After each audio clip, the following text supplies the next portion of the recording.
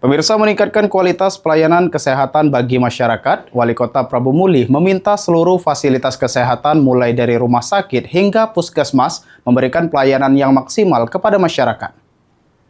Apa yang bisa kita jalankan,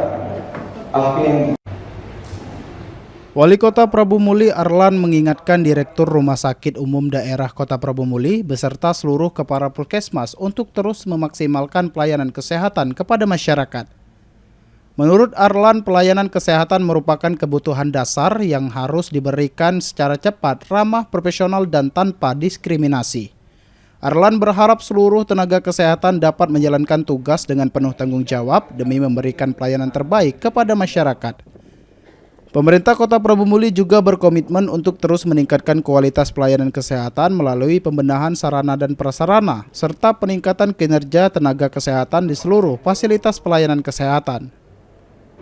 Kepala Puskesmas, tolong pelayanan dimaksimalkan untuk masyarakat kita berobat. Pak Direktur, Kepala Puskesmas, hadirkan lo ya.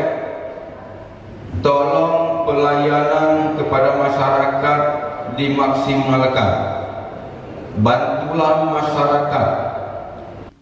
Melalui peningkatan kualitas pelayanan kesehatan, pemerintah Kota Prabu Muli berharap masyarakat dapat memperoleh layanan yang cepat, mudah, dan optimal di seluruh fasilitas kesehatan. Anggi Perkasa, PAL TV.